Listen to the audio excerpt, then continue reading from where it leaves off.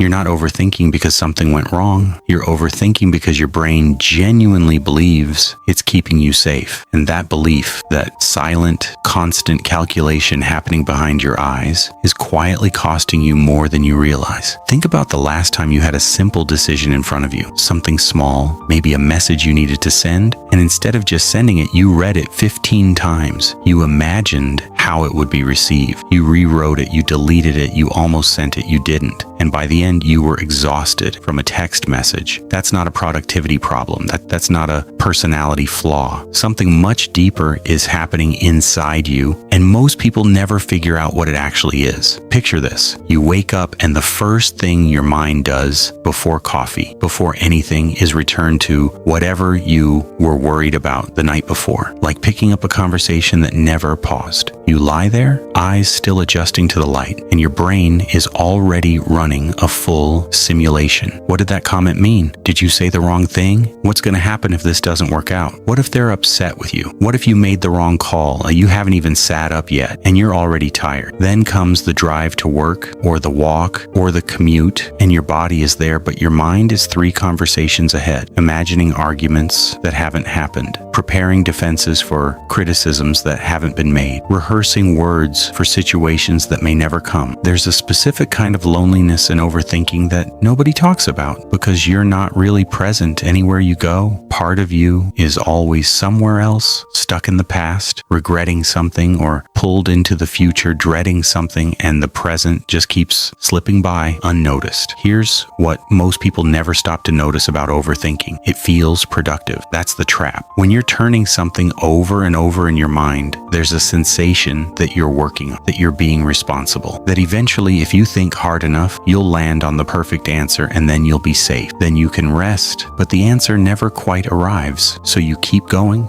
Psychologists call this rumination, and it's been studied extensively. Rumination is the mental habit of repetitively focusing on distress, on problems, on what's wrong or what could go wrong. And researchers have found something counterintuitive. The more you ruminate, the worse you tend to feel, not better. The thinking doesn't solve anything, it amplifies it. There's a reason for that, and it's happening inside your brain right now. Your brain has a threat detection system. It's ancient, older than language, older than reason. Its only job is to scan the environment for danger and respond. And for most of human history, it worked beautifully. See a predator, react, survive. But here's the problem. That system doesn't distinguish well between a physical threat and a social one, between a lion in front of you and an email you're anxious about, between real danger and imagined danger. Brain imaging studies suggest that when you replay an upsetting scenario in your mind, your brain activates many of the same stress pathways as if the event were happening in real time. Your nervous system doesn't always know the difference between memory and reality, between imagination and fact. So every loop your mind runs, every what if, every replay of a painful moment, every rehearsal of a feared conversation, your body registers it as a real experience, and it responds accordingly. Heart rate goes up, muscles tighten, cortisol rises. You're not just thinking about your problems, your body is living through them again and again and again. And here's the part that changes everything about how you see this. Overthinking isn't a sign of weakness. It's actually, in a strange way, a sign of intelligence that got pointed in the wrong direction. The people who overthink tend to be deeply empathetic. They care about outcomes. They care about other people's feelings. They care about doing things right. And that caring, that sensitivity gets hijacked by anxiety and turned into an endless loop of self-interrogation. You've probably spent so long asking yourself, why can't I just stop thinking about this? And maybe people in your life have said that too. Just relax, let it go, stop overthinking. As if you could. Nobody who was overthinking chose to. If you've ever stayed up late replaying a conversation, wondering if you said the wrong thing or said nothing when you should have, and nobody around you seems to understand why you can't just let it go, consider subscribing. These are the conversations most people never have out loud. Here's something that might feel uncomfortable to hear. Sometimes overthinking isn't about the thing you think it's about. You think you're anxious about the conversation, but underneath that, you're afraid of being rejected. You think you're worried about the decision, but underneath that, you don't